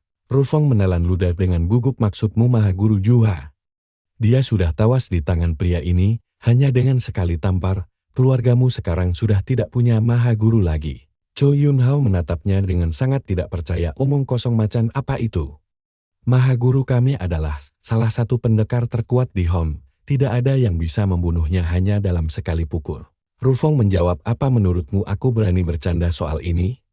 Lagi pula, kapan terakhir kali kamu mendengar kabarnya? Chu Yunhao seketika langsung terdiam membisu dan tubuhnya mendadak kaku. Mahaguru Juha pergi ke wilayah Yongdi beberapa hari lalu, dan aku memang tidak bisa menghubunginya sama sekali sejak saat itu. Mungkinkah perkataan Rufong itu benar? Tapi ini benar-benar tidak masuk akal. Rufong segera berbalik menghadap Lu Chen. Kembali Tuan Besar Lu Chen, bar ini memang milikku, tapi aku bersumpah tidak tahu apa-apa. Aku akan menyerahkan kepemilikan bar Night Fair ini sepenuhnya kepada Anda. Tolong ampuni aku. Chu Yunhao benar-benar ternganga tidak percaya siapa sebenarnya pria ini. Bahkan penguasa distrik yang sangat ditakuti sampai berlutut memohon padanya. Ini benar-benar gila. Rufong melanjutkan dengan sangat hormat. Tuan Besar Lu Chen, aku siapkan kontraknya besok. Hubungi saja aku jika butuh sesuatu. Lu Chen mengangguk sebelum pergi. Bersihkan dulu semua kekacauan ini. Rufong diam-diam membatin, sepulang nanti aku harus mandi kembang. Aku hampir mati 2 kali di tangan orang yang sama untuk urusan yang sangat berbeda. Bertender di sana pun ikut panik dalam bian. Aku harus segera pergi dari tempat terkutuk ini. Lebih baik pindah kota dan cari pekerjaan baru daripada harus berurusan lagi dengan monster seperti dia. Setelah keheningan yang lama, Chu Yunhao akhirnya berbicara. Baiklah, Lu Chen. Aku akui kamu adalah orang terkuat yang pernah kutemuin. Aku, Chu Yunhao, meminta maaf atas semua yang terjadi hari ini dan menerima kekalahanku. Bisakah kita melupakan masalah ini? Tolong batalkan perselisihanmu dengan kepala klan kami. Aku tahu kamu adalah instruktur di Bloodfin, dan kebetulan aku juga akan segera bergabung ke sana. Lu Chen pun langsung mengerutkan dahinya. Bloodfin, aku tidak menyangka Chu Yunhao berencana masuk ke sana juga. Chu Yunhao kembali melanjutkan dengan sangat sopan, aku berjanji tidak akan membiarkan siapapun di Haidong mengganggumu lagi setelah ini. Tolong maafkan kelakuanku kali ini saja. Lu Chen menjawab, baiklah, pergi saja sekarang. Namun dalam hatinya dia tertawa dingin, aku tahu persis kelakuan busukmu. Jadi aku hanya membiarkanmu hidup sedikit lebih lama.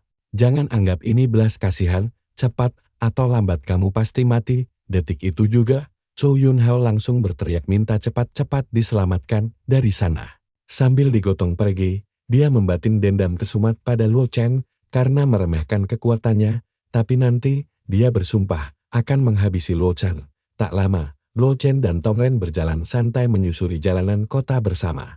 Tongren tersenyum sendiri, cowok asing pertama yang diajaknya mengobrol ini ternyata sangat luar biasa hebat. Dia berani melawan preman nomor 1 di Haidong demi melindungiku.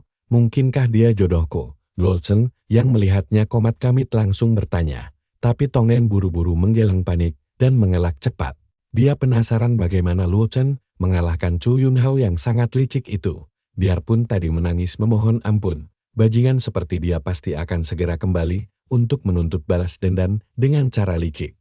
Lu Chen tersenyum tenang dan menyuruhnya santai. Dijamin bajingan itu tidak akan berani mengganggu lagi. Tongren menghela napas panjang karena sangat mencemaskan cowok polos itu. Jika terjadi sesuatu, bibinya pasti bisa melindunginya. Sementara Lu Chen tidak punya siapa-siapa. Tanpa mereka sadari, gadis berambut merah misterius sedang menguping pembicaraan tersebut lewat kupu-kupu sihirnya. Begitu mereka tiba di rumah, Tongren baru tersadar tempatnya sangat berantakan dan langsung merasa sangat malu setengah mati sambil menanyai Lu Chen. Lu Chen menjawab cuek kalau dia tidak menyadarinya. Tongren langsung tersenyum canggung lalu menunjukkan kamar yang akan ditempati pemuda itu. Dia mempersilakan Lu Chen mengetuk kamarnya di sebelah jika butuh sesuatu. Sementara itu, Sang bartender kabur ketakutan, menyadari kunci dan ponselnya tertinggal di dalam bar. Dia berniat menyelinap kembali ke dalam bar sepi itu. Sesaat kemudian, Lu Chen menyadari sesuatu. Di tempat lain, si monster sudah terkepung penghalang. Si gadis berambut merah tersenyum percaya diri. Akhirnya ketemu. Tapi senyumnya langsung pudar begitu saja. "Jangan akting lagi," bentaknya. "Jimat baru ini tidak mungkin bisa menahanmu. Karena kamu pernah lolos dari sihir leluhurku sekali. Kamu hanya pura-pura terjebak di sana." Benar saja, si Raja Mayat langsung menghancurkan jimatnya, lalu menerobos keluar dengan santai. Gadis itu sadar bahwa dugaannya benar. Makhluk ini sudah berevolusi dan jauh lebih cerdas setelah bertransformasi sepenuhnya. Sekarang monster ini paham cara berburu layaknya predator. Bahkan sepertinya sudah belajar banyak tentang manusia. Si Raja Mayat mulai menerjang ke arahnya. Tapi dia langsung menghindar dan balas menyerang balik. "Kembali sana ke tempat asalmu," teriaknya sambil menempelkan jimat lain ke dahi monster itu. Sialnya, si Raja Mayat dengan mudah menghancurkan jimat, sekaligus bonekanya, lalu melempar mereka. Si gadis langsung menggertakkan gigi. Monster ini sudah membunuh terlalu banyak orang hanya dalam beberapa hari hingga kekuatannya jadi tidak masuk akal. Si Raja Mayat langsung menerjang maju menusuknya. Bukannya takut, si gadis malah tersenyum. "Seumur hidupku dihabiskan untuk melatih racun di dalam tubuh. Akhirnya, racun ini berguna membunuh Raja Mayat. Maafkan aku, Nenek, aku tidak bisa melanjutkan keturunan keluarga kita," bisiknya sambil memejamkan mata. "Semuanya berakhir di tanganku." Tiba-tiba, dia menyadari ada seseorang berjalan mendekat. Saat racunnya mulai membakar lengan si Raja Mayat, dia langsung berteriak keras memperingatkan orang itu agar jangan mendekat. Tubuh Raja Mayat sedang menyerap racunnya dan setetes saja bisa membunuh orang biasa. Tapi tenang dulu, tepat saat monster itu mau menyerang lagi, Lu Chen tiba-tiba muncul dan mementalkannya dengan satu pukulan. Si gadis berambut merah menatapnya shock dan bertanya, apakah dia seorang maha guru? Lu Chen membalasnya dengan sangat tenang bahwa si gadis telah salah menilai mereka berdua, baik si Raja Mayat maupun dirinya. "Matamu sepertinya perlu diperiksa," sindir Lu Chen santai. Saat si Raja Mayat menerjangnya lagi, si gadis buru-buru memperingatkan agar dia berhati-hati karena monster ini luar biasa kuat dan tidak bisa dikalahkan energi dalam biasa. "Ambil manik-manik ini untuk membantumu melawannya," seru si gadis. "Karena setetes saja racunnya mengenai tubuhmu, kamu akan langsung mati seketika." Tapi Lu Chen sama sekali tidak memedulikan tawaran manik-manik tersebut. Sebaliknya, dia melayangkan satu pukulan yang mementalkan si Raja Mayat sambil berkata kesal bahwa si gadis terus saja mengoceh tanpa henti mirip burung gereja yang sangat bising. "Kalau aku mengabaikan nasihatmu, bukankah itu berarti aku tidak butuh bantuanmu?" Tanyanya. Si gadis menjawab bahwa dia hanya ingin mengingatkannya agar waspada karena monster ini sangat berbahaya. Lu Chen pun hanya bisa menghela napas pasrah. Dia kembali menampar si Raja Mayat hingga terpental jauh. Si gadis melongo heran memikirkan siapa sebenarnya pria ini. Padahal kakeknya pernah berkata kalau mengalahkan makhluk seperti ini butuh sihir tingkat tinggi. Tanpa sihir, mustahil bisa membunuhnya. Tapi pria ini malah menghajarnya hanya dengan kekuatan fisik murni tanpa sihir sama sekali.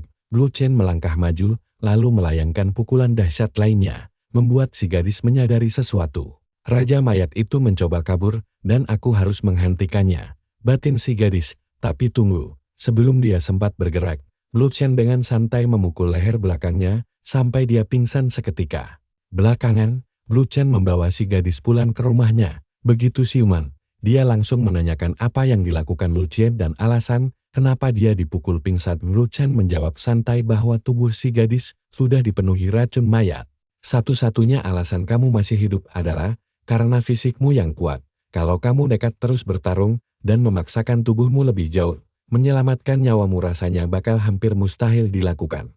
Si gadis berambut merah memeriksa kondisinya dan membatin bahwa pria itu benar. Dia bahkan tidak bisa menggerakkan lengan kanannya dengan benar. Seluruh tubuhnya terasa lelah dan organ dalamnya terganggu akibat terlalu memaksakan diri.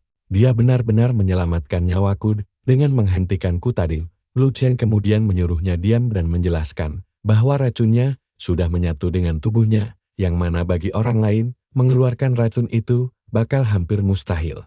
"Jadi kamu harus mengatasinya sendiri," Si gadis mengangguk lalu berkata dia tahu cara mengeluarkan racun itu. Tapi dia butuh bantuan Lu Chen untuk mengambilkan stoples hijau di sana, sekaligus membantunya melepaskan beberapa pakaiannya.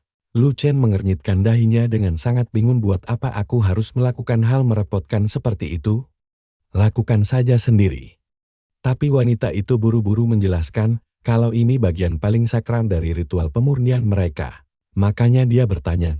Lu Chen cuma mengedikkan bahu, tidak perlu menyentuhmu. Sekali kibas, pakaiannya lenyap. Sekarang, mari intip si korban di rumah sakit. Di sana, Presiden Chu langsung berteriak murka dan menanyakan kondisi putranya yang malang. Sang dokter cuma bisa menunduk ketakutan. Maaf Presiden Chu, kami sudah berusaha maksimal, tapi cedera anakmu ini luar biasa parah. Bahkan spesialis pun menyerah. Parah sekali. Awalnya dikira cuma retak kecil biasa, tapi ternyata kerusakan tulangnya jauh lebih parah dan hancur lebur. Mereka harus mengoperasi dan memasang pembesi yang rasanya sangat menyakitkan. Mendengar itu, Presiden Chu langsung mengamuk hebat. Siapa bajingan yang berani-beraninya menyentuh anakku dan menantang keluarga kita? Ini sama saja dengan menantang perang besar terhadap seluruh keluarga kita. Tepat saat itu juga, Yun Hao mendadak masuk dengan tertatih-tatih sambil menangis ketakutan lalu bertanya, apakah dia bisa sembuh total? Dia sangat takut jika kemampuan melanjutkan keturunan keluarganya benar-benar hilang. Sang ayah langsung menenangkannya, tidak nak, kamu bakal baik-baik saja. Sekarang cukup istirahat dan jangan khawatir. Tenang nak, dalam 3 hari ini, Lu Chen pasti tamat. Ketua klan sendiri yang akan menghabisinya nanti. Tapi Yun Hao masih agak ragu. Sebab Profong bilang Lu Chen membantai guru besar hanya sekali pukul, berbahaya sekali. Tapi sang ayah malah tersenyum penuh percaya diri. Tidak ada yang perlu ditakuti, karena kakak Thunder sudah giat berlatih kera selama 5 tahun penuh dan sangat percaya diri dalam pertempuran hidup mati ini, apalagi beberapa guru besar lain juga ikut mengepung. Mendengar kabar itu, Yun Hao langsung menyeringai puas, habislah kamu. Dia bersumpah membalas semua penderitaan ini saat melihat bajingan itu merangkak memohon ampun nanti. Keesokan paginya, Lu Chen melihat Tong Ren bersiap-siap lalu bertanya, apakah dia ada acara siang ini? Gadis itu mengangguk, ya, aku mau membantu bibiku di kota Janji. Ngomong-ngomong, adik Shen, kalau kamu sedang senggan, apa kamu mau ikut denganku? Luo Chen pun membatin, kota Jiangji. Dia mendengar nama itu lagi, seketika, ingatan kembali ke kejadian kemarin. Gadis berambut merah itu berterima kasih dengan tulus. Terima kasih telah menyelamatkan nyawaku. Setelah pulih, aku akan membalas budimu. Luo Chen menggelengkan kepalanya, aku menyelamatkanmu bukan karena kasihan. Kamu berguna bagiku, jika tidak salah. Raja mayat itu punya hubungan denganmu. Gadis itu mengangguk, bisa dibilang Raja Mayat dan klan kami sudah bermusuhan selama lebih dari 1000 tahun. Dia melanjutkan penjelasannya. 1000 tahun lalu, Raja Mayat itu adalah murid dari suku Jiangji. Suatu hari, dia jatuh cinta. Namun hubungan itu berakhir dengan sangat tragis. Saat dia mati, rasa penyesalan mendalam mengubah dirinya menjadi sosok Raja Mayat. Leluhur kami menyegalnya selama turun-temurun. Bisa dibilang tugas utama klan kami adalah terus menekan Raja Mayat itu dari generasi ke generasi. Namun beberapa hari lalu, seseorang melemahkan segelnya, membuatnya berhasil lolos. Ketika mendengar kabar orang-orang di Haidong tewas secara misterius, aku langsung datang ke sini untuk menyelidikinya. Hal teraneh yang kutemukan adalah Raja Mayat itu telah bangkit. Dia bahkan sudah melangkah ke jalan kultivasi. Luo Chen membati, di alam dewa, bangkit dan berkultivasi itu mudah, tapi di bumi sangatlah sulit. Kebanyakan orang bisa bangkit, tapi tidak pernah bisa melangkah lebih jauh. Namun Raja Mayat itu berhasil melakukannya. Dia pasti murid yang luar biasa berbakat saat dirinya masih hidup dulu. Gadis itu mendesah lega, kamu datang tepat waktu. Jika tidak, aku pasti sudah mati. Apa kamu tahu cara Raja Mayat itu lolos? Dia menggunakan teknik melarikan diri darah. Teknik itu merusak tubuh dengan sangat parah, menghancurkan tubuh penggunanya menjadi pecahan tak terhitung yang tersebar ke segala arah sebelum akhirnya menyatu kembali di tempat lain. Tapi setelah menggunakannya, memulihkan 10% kekuatan saja sangatlah sulit. Luo Chen bertanya, apa kamu tahu kemana Raja Mayat itu pergi? Dia menjawab, kemungkinan besar dia kembali ke kota suci Jiangji. Di sanalah sukunya dulu tinggal. Saat ini kekuatannya sangat lemah. Jadi dia tidak akan berkeliaran, dia pasti kembali ke tempat teraman, rumahnya, kembali ke masa kini. Luo Chen menggelengkan kepalanya. Maaf, Kak Ran, aku tidak bisa pergi bersamamu, aku masih punya urusan yang belum selesai di Haidon. Pikirnya, setelah pertempuran kemarin melawan Raja Mayat, kitab kaisarku telah berubah. Tidak peduli seberapa keras aku berlatih sebelumnya, itu tidak memberiku kekuatan lagi. Tapi setelah pertarungan itu, kitab tersebut akhirnya melepaskan lebih banyak kekuatannya. Sekarang aku mengerti. Setiap kali aku dalam bahaya, kitab kaisar akan membuka lebih banyak kekuatannya. Karena di bumi, kitab itu hanya memberiku kekuatan cukup untuk melindungi diri. Namun setelah melawan musuh tanggun, potensi aslinya mulai bangkit. Jika aku terus melawan musuh kuat, kekuatanku akan semakin bangkit. Kak Ran menyerahkan sebuah kunci padanya, ini kunci rumahnya. Aku pergi sekarang. Luo Chen pun menerimanya. Baiklah, hati-hati di jalan. Adegan pun berpindah ke Stadion Haidong Selatan, tempat duel antara ketua klan melawan Luo Chen akan segera dimulai. Yun Hao mulai mengeluh. Ayah, kita sudah berdiri di sini selama 2 jam, lukaku cukup parah, dan aku tidak tahan berdiri lebih lama lagi. Presiden Chu menjawab, tahan sebentar lagi nak, semua yang datang hari ini adalah tokoh penting. Jika mereka melihatmu duduk saat mereka datang, mereka akan menganggapnya tidak sopan. Kita butuh dukungan mereka, jadi kita tidak boleh lengah sedikit pun.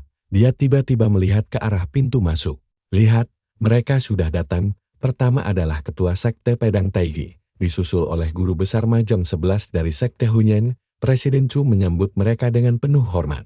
Guru Besar, sebuah kehormatan atas kehadiran kalian, kursi khusus sudah saya siapkan. Mari kita lanjutkan obrolan di dalam. Yun Hao melihat sekeliling dengan cemas, rasanya ada yang aneh. Guru Besar terkuat sudah berkumpul di sini, bikin merinding. Apa Luo Chen berani muncul?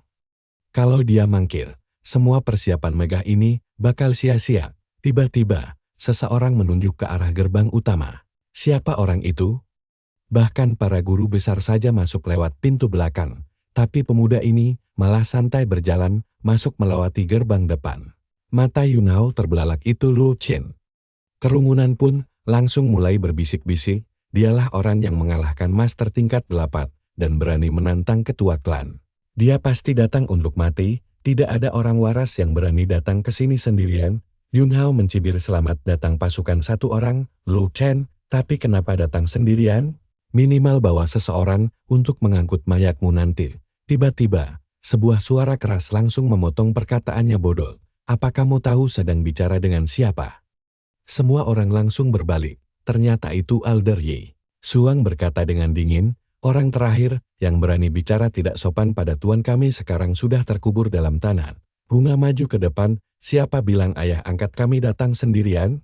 Guan menambahkan, hari ini kalian semua akan memohon ampun, kalian akan segera tahu akibatnya, jika berani memprovokasi orang-orang dari Tongju. Luo Chen menatap mereka, lalu bertanya, apa yang kalian lakukan di sini?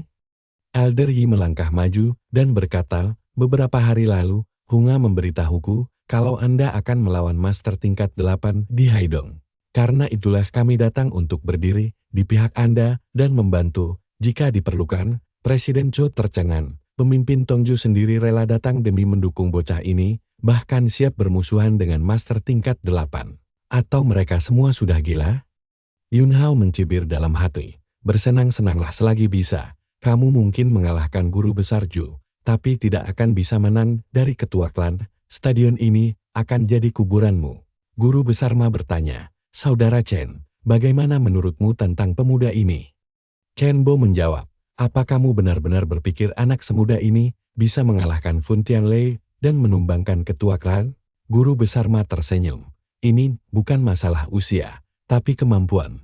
Ada hal yang tidak biasa dari bocah ini. Fun Tianlei sudah bertahun-tahun menghilang dari publik dan belum pernah bertarung lagi. Tapi dia setuju melawan pemuda ini. Jika Luo Chen orang biasa, Fun Tianlei tidak akan pernah menerima tantangan itu. Chen Bo menggelengkan kepalanya, kurasa dia hanya mencari alasan untuk kembali bertarung. Bocah ini hanya memberinya kesempatan sempurna. Itu saja, kedua guru besar itu saling menganggap lawan bicaranya salah besar. Nah, bagian ini asli bikin melongo. Tiba-tiba seekor harimau berjalan masuk ke arena. Presiden Chu langsung mengenalinya. Itu hewan peliharaan guru besar Fun Tianlei. Dia pasti ada di sini. Sesaat kemudian, Master tingkat 8 itu memasuki stadion. Luo Chen tersenyum wah. Sambutan yang meriah. Fun Tianlei menatapnya dengan dingin. Jadi kamulah yang melukai muridku. Katakan, bagaimana caramu ingin mati hari ini? Luo Chen menjawab santai sebelum itu. Kenapa kamu membawa rombongan sirkus ini bersamamu? Fun Tianlei mengernyitkan dahi. Kamu menyebut ini sirkus. Chen Bo merasa geram beraninya bocah ingusan ini menghina seorang guru besar. Guru besar mah tertawa kecil. Dia tidak sepenuhnya salah. Fun Tianlei memang agak terlalu pamil. Chen Bo menatapnya. Apa kamu yakin itu bocah ini bisa menang? Jika dia benar-benar menang, aku yang akan melawannya berikutnya. Guru besar Ma tersenyum.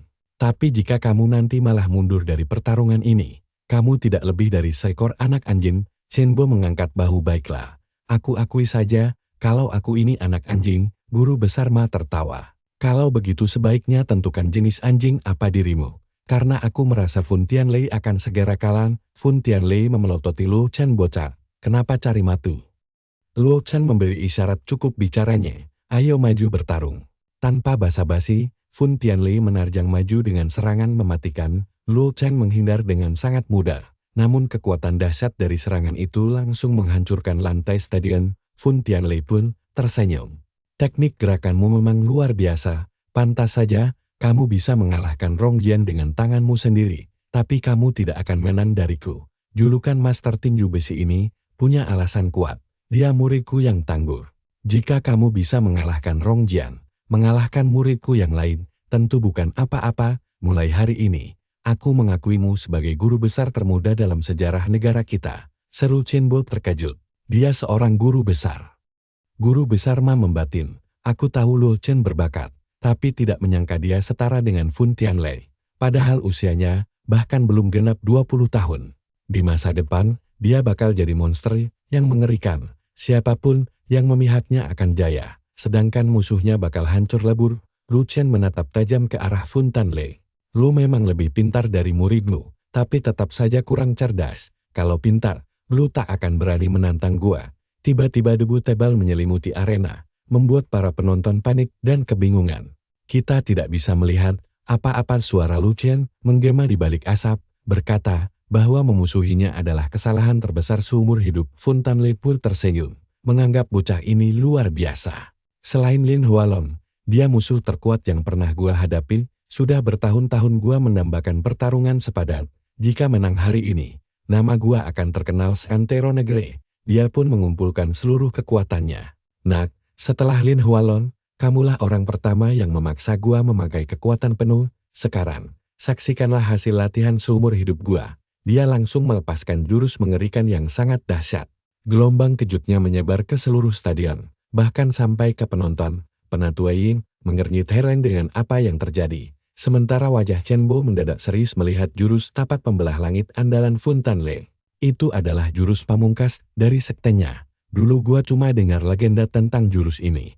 Tapi hari ini akhirnya melihat langsung kedahsyatannya. Bahkan gua sendiri yakin tidak akan sanggup menahannya.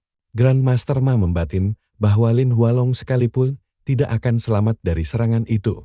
Tampaknya kesombongan pemuda ini harus dibayar dengan nyawanya. Di sisi lain, Fun Tianlei berseru dengan sangat bangga.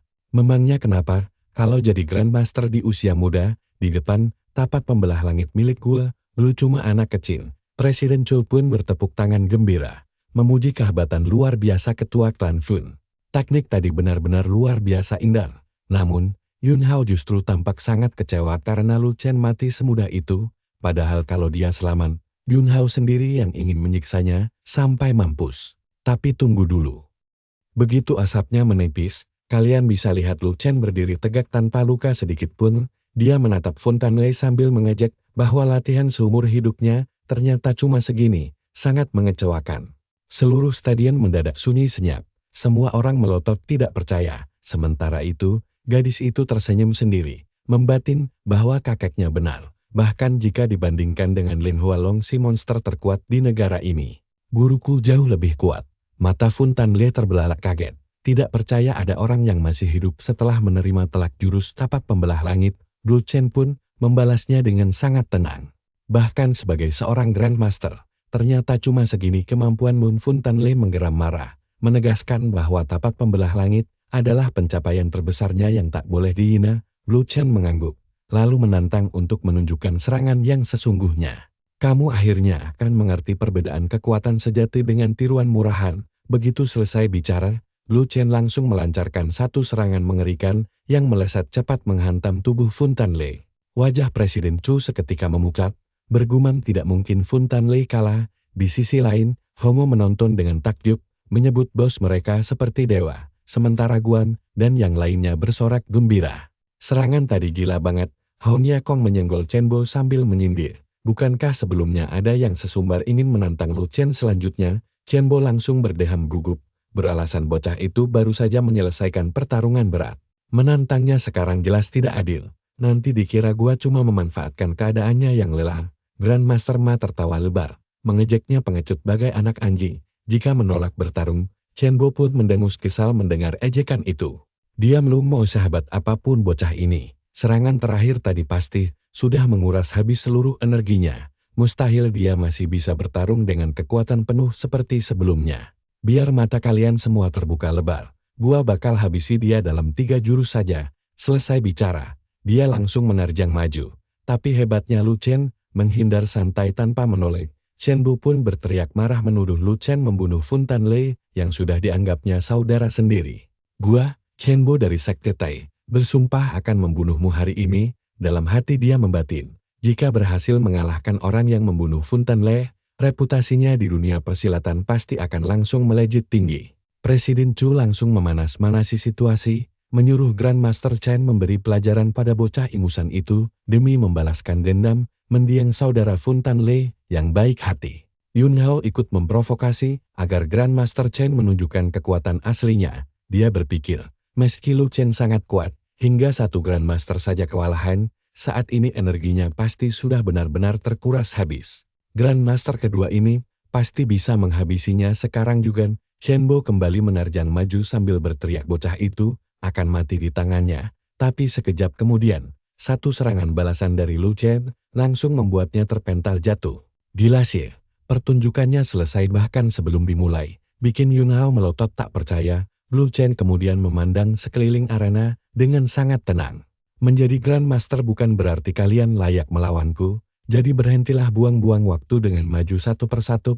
Lebih baik kalian semua maju bersamaan. Wajah Yun Hao seketika pucat pasi melihat dua Grandmaster tumbang sekaligus secara beruntun. Sebenarnya seberapa kuat sosok